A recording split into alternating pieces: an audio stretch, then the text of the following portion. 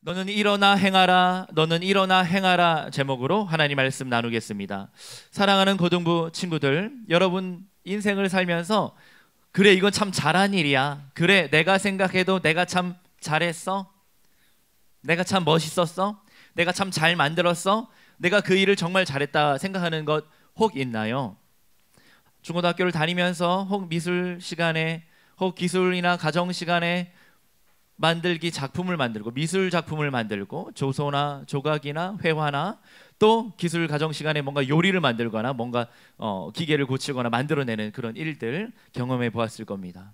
또 학교 수업 이외에도 내가 이걸 잘 계획하고 이 프로그램 이 프로젝트를 잘 만들었다, 또 내가 이 PPT를 만들어서 친구들 앞에서 멋지게 잘 발표했다, 또 어플을 만들거나 프로그램을 개발했는데 내가 생각해도 참 잘 만들었다, 이런 것들 혹 있을지 모르겠어요.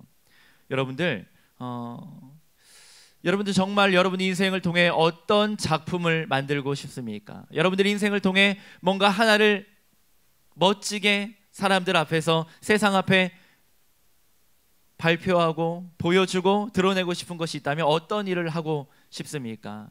우린 그것을 찾기 위해서 공부도 하고요, 고민도 하고요, 입시와 취업을 준비하면서 지금 진로에 대한 고민들을 갖고 있을 거예요. 여러분들이 갖고 있는 최종 꿈, 내 인생이 이렇게 기억되었으면 좋겠고 다른 사람들에게 이런 영향력 있는 삶의 모습이 되었으면 좋겠다 하는 바람이 있을 텐데요. 여러분들의 꿈을 응원하고 여러분들 그 꿈과 비전을 하나님 안에서 말씀 속에서 찾는 여러분들 되기를 예수님 이름으로 축복합니다. 하나님께서 여러분들에게 필요한 꿈도 주시고 그 꿈과 비전을 이뤄갈 수 있도록 은사와 재능들도 지혜와 총명함도 주시리라 믿습니다. 오늘 말씀을 읽어보니까 우리에게 익숙한 인물들이 나와요. 누가 나오죠? 네, 솔로몬과 그의 아버지였던 다윗, 그리고 여호와 하나님 이렇게 등장하는데요. 우리가 짧은 본문을 읽었지만 어려운 내용은 하나도 없이 다 이해할 수 있어요. 어려운 말 하나도 없어요. 그런데 이 배경이 어떻게 되는지 우리가 알 필요가 있겠죠. 사랑하는 고등부 친구들, 우리가 구약 성경을 읽다 보면 또 신약에도 마찬가지고 여호와의 성전이 등장해요. 지금 여호와의 성전이 있습니까? 없습니까? 서울광염교회 건물처럼 이렇게 예배당 건물로 눈에 띄는 물리적인 공간으로 장소로 건축물로서 여호와의 성전이 있습니까? 이스라엘에 가봐야 알겠죠. 이스라엘에 가보면 여호와의 성전 있었던 그곳은 터만 남아있고 다 무너져 내리고 그곳에 성전토에는 지금 현재는 모스크, 무슬림들의 모스크 사원이 세워져 있죠.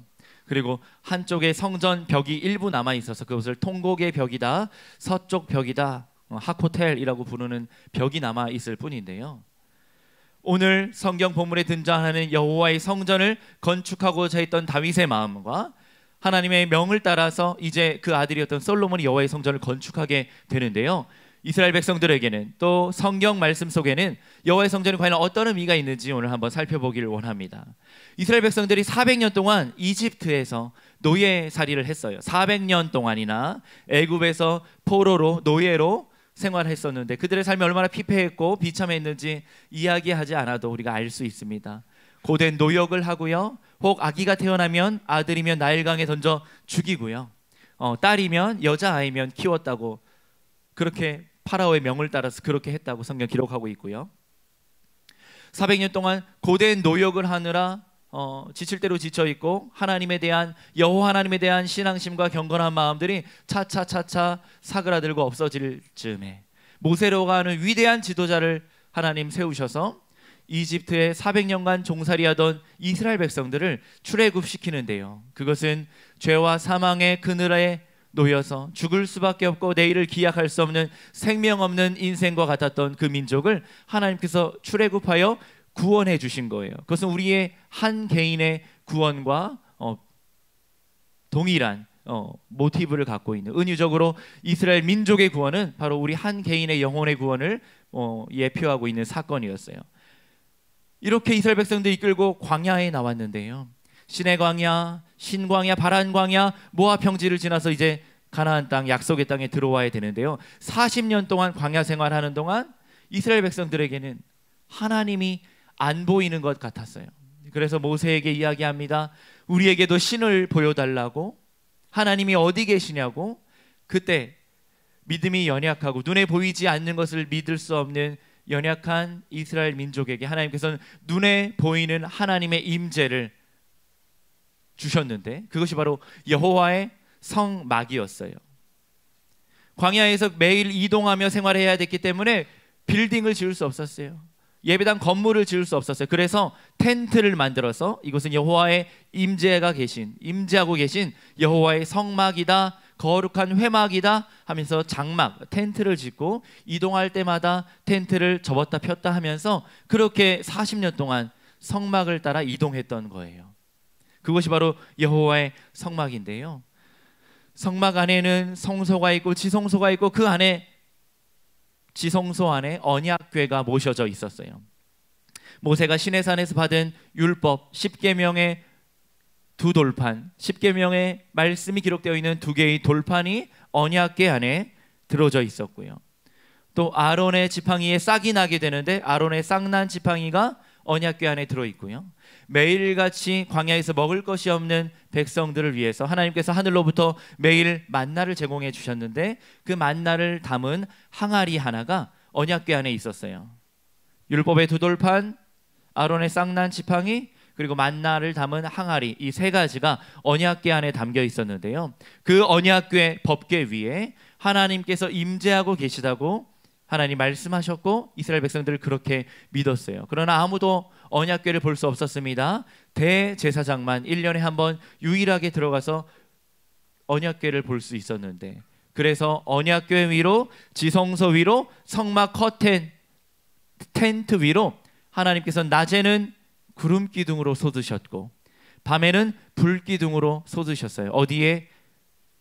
언약궤 위에, 지성소 위에, 성막 위로 모든 200~300만 명이 되는 이스라엘 백성들이 다 주목하여 보면 볼 수 있는 그 성막 위로 구름 기둥과 불 기둥이 솟아서 하나님이 우리와 함께 하시는구나 하고 이해할 수 있었던 거예요. 그랬던 성막이 이제 출애굽을 40년 광야 일정을 마치고 약속의 땅 가나안 땅에 들어오고 나서는 성막이 더 이상 필요가 없게 된 거예요.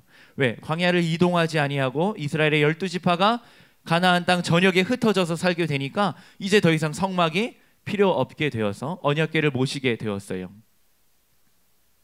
그러고도 실로에서 또 기브온에서 잠시 성막을 모시며 언약궤를 모셨다가 이제 이스라엘의 위대한 왕 다윗이 12지파의 땅을 다 통일하고 통일 왕국을 세우게 되는데, 그때 통일된 왕국의 수도였던 예루살렘에 여호와의 성전을 짓고자 했던 거예요. 먼저 다윗은요 헤브론에서 유다 왕국을 시작했는데 이제 12지파 모든 장로들과 지파의 지도자들을 통해 12지파 이스라엘 전 민족의 왕으로 추대가 됩니다. 예루살렘으로 수도를 옮겼어요. 이제 왕국의 기반을 다지게 되었어요. 그러니까 이때부터 다윗은 왕국의 수도를 중심으로 전역을 다스리기 위해서 왕궁을 짓습니다. 청와대를 만든 거예요. 예루살렘 시온산 위에 다윗성을 짓습니다. 다윗 왕궁을 만들었어요. 레바논의 백향목과 좋은 석재를 다듬어서 멋지고 좋은 왕궁을 지었어요. 그런데 생각해 보니까 나는 이렇게 좋은 왕궁에 살고 있는데 여호와의 법궤는 아직도 저 텐트 안에, 장막 안에 머물고 있구나, 이런 마음이 들어서 여호와의 법궤를 모셔오게 됩니다. 블레셋과의 전투에 빼앗겼던 법궤가 지금 유대의 지경 기럇 여아림이라고 하는 곳에 머물러 있는데요, 그곳으로부터 법궤를 가지고 오게 된 거예요. 우여곡절이 있었지만 법궤를 예루살렘 성, 다윗성, 다윗궁 안으로 모시게 될 때 다윗이 얼마나 기뻐했는지, 언약궤가 들어온다 춤을 추면서 하나님을 찬양할 때 그의 바지 가랑이가 벌어져서 바지가 흘러내리는지도 모르고 하나님을 기쁘게 찬양하면서 춤췄다고 성경은 기록하고 있어요. 그렇게 모셔왔던 언약궤, 그곳은 하나님의 말씀이 그곳에 머물고 하나님의 임재에 계시다고 믿었던 언약의 하나님께서 계셨던 임재의 상징이었어요. 그런데 이제 하나님, 제가 언약궤를 모셔와 여호와 하나님을 위하여 거룩한 성전을 짓고 싶습니다. 짓겠습니다. 하나님께 간구하였지만 여호와 하나님께서 다윗에게 허락하지 않았어요. 우리 그 말씀 한번 읽어볼까요? 자, 우리가 함께 읽었던 본문에 있는데요, 다윗아, 너는 너무나 전쟁을 많이 했고 피를 많이 흘렸다. 내 앞에서 피를 많이 흘렸으니까 너의 사명이 있었다면 이 왕국을 통일하는 것, 안정된 국가의 기틀을 마련하는 것이었고, 이제 평화의 시대에 내 아들 솔로몬을 통하여 성전을 짓게 하겠다 하는 것이 하나님의 뜻이었어요. 다윗은 자신이 짓고자 했던 그런 아쉬운 마음이 있었겠지만 하나님의 명령에 순종하여 성전을 지을 수 있는 건축 자재와 기술자들을 마련해 놓고 그 이후의 공사와 건축을 그 아들 솔로몬에게, 솔로몬이 왕이 되어서 지을 수 있도록 그렇게 솔로몬의 사명으로 성전 건축을 남겨두게 됩니다. 우리 22장 9절 말씀 우리 다시 한번 읽어보겠습니다. 솔로몬에 대한 하나님의 말씀이에요. 함께 읽습니다. 시작.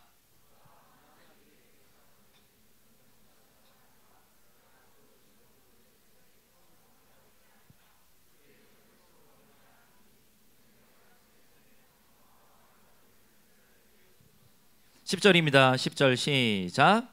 그가 내 이름을 위하여 성전을 건축할지라. 그는 내 아들이 되고 나는 그의 아버지가 되어 그 나라 왕위를 이스라엘 위에 굳게 세워 영원까지 이르게 하리라 하셨나니. 아멘. 9절에 보니까 하나님께서 다윗에게 하신 말씀이에요. 보라, 한 아들이 내게서 났다. 그의 이름은 솔로몬, 샬로모라고 하는데, 샬롬, 히브리어로 샬롬, 평화, 평강, 안녕이라고 인사하는 그 이름, 그 샬로모의 이름을 따서 솔로몬이라고 이름하였어요. 그는 주변 모든 대적들에게 평화, 평강, 평온을 얻는 인물이 될 거라는 거예요. 대적이 없다는 얘기예요. 인자무적이라고 했는데 그의 인자함과 하나님의 은총으로 말미암아 그 주변에 있는 모든 사람들과 주변에 있는 이방 민족들과 대적 국가들조차 솔로몬을 통해 평온을 얻게 될 거라고, 평강이 흘러 넘칠 거라고 예언하고 있는 것이요. 그의 생전의 평안과 안일함으로 여호와의 샬롬으로 이스라엘에게 평강의 시대를 열어줄 것이다 약속했죠. 우리 사랑하는 친구들, 우리 사랑하는 친구들의 인생 가운데 여러분으로 말미암아 대적들로부터, 여러분들의 원수들로부터, 여러분이 만나는 모든 사람들로부터 여호와의 샬롬과 평강과 평온을 얻는 복된 인생 되길 예수님 이름으로 축복합니다. 내 이름을 위하여 성전을 건축할지라. 솔로몬이 바로 너의 아들이 성전을 건축할 거라고 말씀하신 거예요. 그러면서 아주 중요한 말씀한데 10절 말씀 한번 다시 보죠. 그는 내 아들이 되고 나는 그의 아버지가 되겠다, 이런 말씀하셨어요. 아니요, 솔로몬은요 다윗의 아들인데 하나님께서 뭐라고 말씀하시면요, 내가 그 아들, 너의 아들 내가 입양하겠다. 이제 솔로몬은 너의 아들이 아니라 내 아들이다. 솔로몬은 나의 아들이 되고 나는 그의 아버지, 나는 그의 하나님, 여호와 하나님 아버지가 되겠다고 말씀하신 거예요. 그러면서 그 나라의 왕위, 유다 왕국의 왕위를 견고하게 굳게 세워주겠다. 영원까지 이르게 될 것이다. 성경을 보면요, 이스라엘의 왕위, 유다 왕국은 BC 586년에 멸망해요. 그러면 하나님의 예언의 말씀이 성취가 안 되고 틀렸네 라고 이야기하지만, 그렇지 아니하고 하나님께서 궁극적으로 약속하신 그 나라의 왕위를 굳게 세워 견고하게 했다 말씀하신 것은 하나님의 독생하신 아들 예수 그리스도를 통해 이 땅 가운데 하나님 나라를 영원히 굳게 세워 나가시겠다고 하는 궁극적인 메시아에 대한 예언이었어요. 그 예표로 그 솔로몬이라고 하는 한 아들을 세워서 그 나라를 만들어 가시는 것이죠. 구약에 보면 언약이 나오는데요, 구약은 오래된 약속, 오래된 언약이어서 우리가 구약이라 부르고, 신약은 새로운 약속, 새 언약이라 불러서 신약이라 부르는데요, 그 언약의 내용이 무엇입니까? 제가 작년에도 한번 여러분들에게 간명하게 설명했었는데, 우리가 언약의 하나님, 언약의 신실하신 하나님 이렇게 이야기하는데 언약이 과연 뭘까요? 우리 예레미야 30장 22절 말씀 한번 읽어보겠습니다. 언약이 뭔지 쓰고 있어요. 함께 읽습니다. 시작. 다시 한번 읽어보고 암송해 보겠습니다. 함께 읽습니다. 시작. 예, 외워보세요.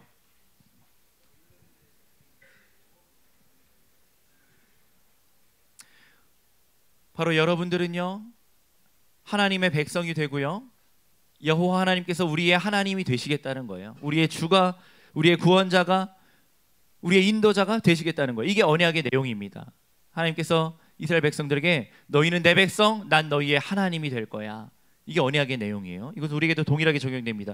그런데 이 언약 관계, 하나님과 백성의 관계, 왕과 백성, 왕과 신하의 관계가 어떻게 발전하냐면 언약이 흘러가면서 구약과 신약을 거쳐서 이렇게 완성이 돼요. 우리 갈라디아서 말씀 다시 한번 읽어볼 텐데요. 갈라디아서 4장 6절, 백성과 하나님의 관계가 어떻게 발전합니까? 함께 읽습니다. 시작.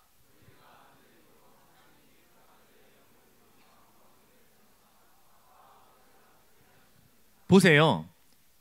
아까 그 솔로몬에게 주었던 그 약속이랑 동일하죠. 그는 내 아들이 되고 나는 그의 아버지가 되겠다. 너희가 아들이므로, 여러분들이 하나님의 아들과 하나님의 딸이 되어서 자녀가 되었기 때문에 이제 그 아들의 영, 하나님의 아들 예수 그리스도의 영, 그 성령을 우리에게 주셔서 우리 마음 가운데, 우리의 심령 영혼 가운데 성령을, 그리스도의 영을 간직하고 모시고 있기 때문에 이제 우리가 하나님을 아빠라고 부를 수 있다고, 아빠, 아버지라고 부를 수 있다고 성경은 쓰고 있어요. 히브리어로 아버지가 아바인데 그냥 편하게 발음하면 아빠예요. 목사님 이스라엘 살 때 정말 놀랐어. 아빠는 아빠라 부르고 엄마는 이마라고 부르는데 이마, 아빠 이런 이야기를 너무 흔하게 들을 수 있었어요. 그래서 마치 한국어 하는 것처럼 들렸어요. 하나님 아버지를 편하고 쉽게 친근하게 아빠라 부를 수 있게 된 것이죠. 왜요? 여기 앉아있는 여러분들이 하나님의 아들이요, 하나님의 사랑받는 딸이기 때문입니다. 하나님을 평생 아빠, 아버지라고 부를 수 있는 자녀된 권세가 우리 사랑하는 친구들에게 평생, 일평생 계속되기를 예수님 이름으로 축원합니다. 그리하여서 아버지와 아들, 군신 관계가 아니라 임금과 왕과 신하의 관계가 아니라 부자 관계, 부모와 자녀 관계로 발전된 이 언약의 깊이와 내용이 솔로몬을 통해 예표되었고 우리는 예수님을 통하여 하나님 자녀가 된 것이죠. 하늘로부터 소리가 있어 이는 내 사랑하는 아들이라 내 기뻐하는 자라 말씀하신 하나님의 음성이 예수님 세례받고 요단강에서 올라오실 때 선포되었어요. 몇 주 전에 살펴보았듯이 변화산에서 사건이 있었죠. 변화산에서 예수님께서 변형되었을 때 구름 사이에 하늘로부터 소리가 있었는데 뭐라고요? 이는 내 사랑하는 아들이요 내 기뻐하는 자니 너희는 그의 말을 들으라. 이렇게 또 선포되었어요. 그러니까 하나님께서 사랑하는 아들이라고 칭한 것은 예수 그리스도인데 이제는 우리도 예수 그리스도의 영을 받아 다 아들, 딸이 되었다는 것이죠. 얼마나 놀라운 하나님의 은혜입니까? 말씀을 계속 보면요, 11절에 이제 다윗이 아들 솔로몬에게 명령과 권면과 부탁을 합니다. 이렇게 하라고요. 우리 22장 11절 말씀 한번 읽어봅니다. 시작. 이제 내 아들아,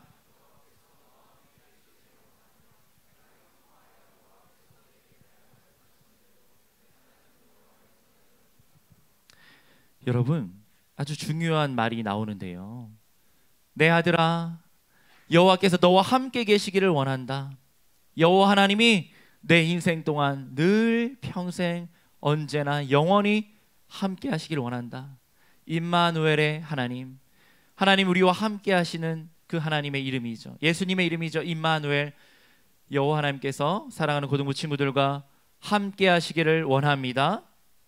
여러분들이 형통하여 예수님께서, 여호와께서, 하나님께서 말씀하신 그 명령을 지키고 여호와의 율례와 법도 규례와 하나님의 말씀을 지킨다는 거예요. 그것이 형통이래요.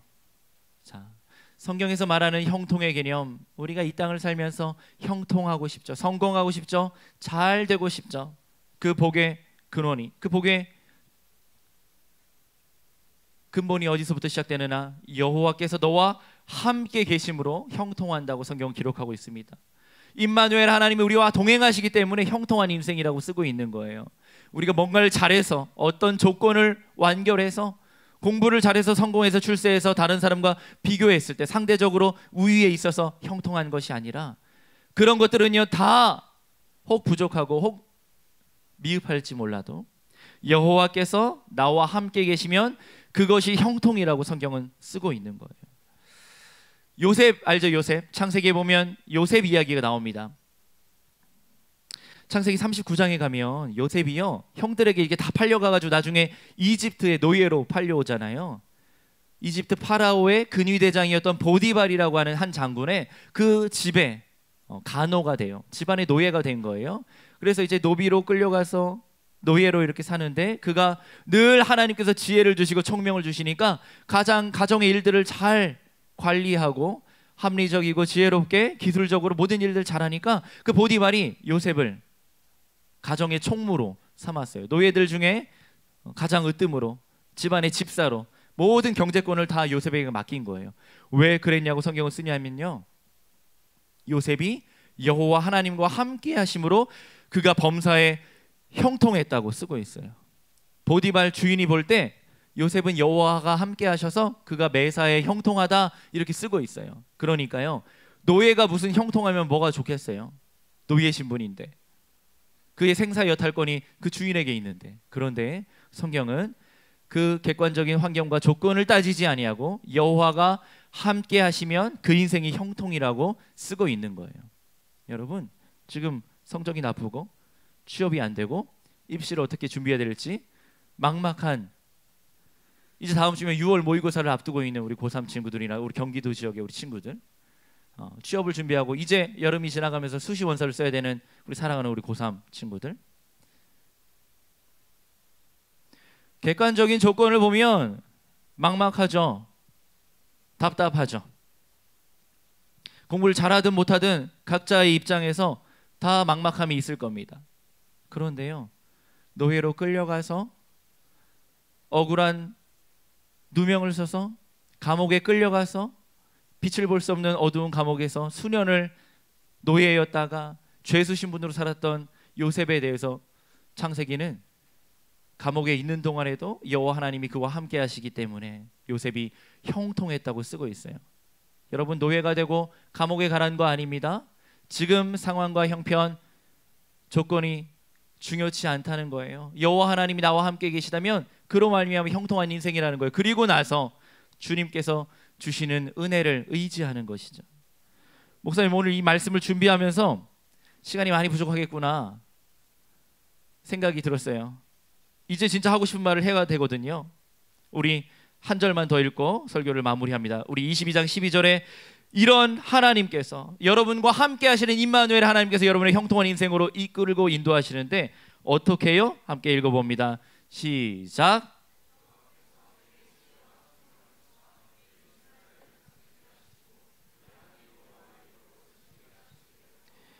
여호와 하나님께서 너에게, 바로 여러분에게 지혜와 청명을 주신다고요. 어떤 자에게? 하나님이 함께 하심으로 형통한 자에게요. 하나님을 겸손히 경외하고 말씀에 순종하고 하나님을 예배하고 경배하기를 힘쓰고 애쓰는 마음의 중심으로 하나님의 언약궤, 하나님의 말씀을 모시고 있는 그리스도의 영이 여러분 마음 가운데 있어 하나님을 아빠 아버지라 부를 수 있는 여러분들에게 하나님께서 지혜와 청명을 주신다고요. 그리하여서 이스라엘을 다스리게 하시고 여호와 하나님의 말씀을 잘 지키도록 인도하신다는 겁니다. 우리 사랑하는 친구들, 이 대한민국의 운명이 누구의 손에 있겠습니까? 목사님 날마다 기도하는데요, 조국 교회와 조국 사회, 이 나라와 민족을 위해서 기도할 때마다 눈물이 나요. 하나님 우리 고등부 아이들을 통해 솔로몬에게 지혜와 총명을 주사 이스라엘을 잘 다스리게 하셨던 것처럼 우리 서울광염의 고등부 아이들이 여호와 하나님을 경외하고 주의 말씀에 순종하며 세상의 다른 사람들이 갖지 못한 강력한 무기 하나님의 말씀을 의지해서 주께서 주시는 지혜와 총명으로 이 나라 이 민족 조국 사회를 잘 다스리고 잘 섬기고 각 분야에 나아가서 그렇게 하나님 나라로 세워나갈 수 있는 은혜를 달라고. 그리하여 누가 대한민국에 과연 미래가 있냐고, 희망이 있냐고 묻는다면 여기 하나님을 사랑하고 말씀을 붙잡고 지금 주님 주시는 지혜와 총명을 의지해 그 은혜로 살기를 소망하고 결단하는 여기 10대 청소년들이 이렇게나 많이 있다고 목사님 감히 선포하고 싶어요. 목사님의 기도 제목, 우리 선생님들의 기도 제목, 우리 교회가 갖고 있는 간절한 기도 제목, 우리 사랑하는 고등부 친구들을 통해 이 나라, 이 땅, 이 교회 가운데 이루어질 줄 믿습니다. 여호수아 1장에 보니까 젊은 청년이었던 여호수아가 모세가 곧 죽을 때가 되어서 모세가 이미 죽어서 이스라엘 백성들 이끌고 가나안 땅 정복 전쟁을 시작해야 되는데 두려운 마음이 있었어요. 하나님, 모세도 없고요, 저는 너무나 젊고 경험이 없어서 이 민족을 이끌고 어떻게 전쟁을 치러야 될지 알지 못합니다. 그때 하나님께서 내가 너에게 명령한 것 아니냐, 아무것도 두려워 말라, 강하고 담대하라, 두려워하지 말며 놀라지 말라, 내가 어디로 가든지 내 하나님 여호와가 너와 함께하리라 말씀하셨어요. 임마누엘의 하나님이 너와 함께하면 강하고 담대하고 두려워하지 말고 걱정 근심 없이 앞으로 나아가라는 거예요. 그것이 하나님께서 명하신 길이면 여호와 하나님께서 여러분의 인도자가 되어주시고 동행자가 되어주시고 여러분 손을 붙잡고 그 길을 전진할 수 있도록 인도해 주신다고 성경은 많은 부분에서 쓰고 있습니다. 그리하여 22장 16절에 가면 이렇게 씁니다. 우리 마지막으로 한 번 더 읽어볼까요? 16절 말씀입니다. 함께 읽습니다. 시작. 금과 은과 녹과 철이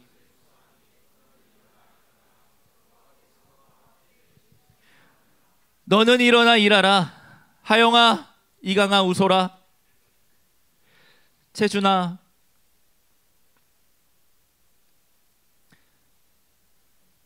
성경아, 동희야, 오늘 하나님께서 여러분 각인의 이름을 불러주면서 주영아 일어나 일하라 말씀하시는 거예요. 내가 너와 함께 하겠다고 약속하시는 거예요. 우리 다 한번 일어나 보겠습니다.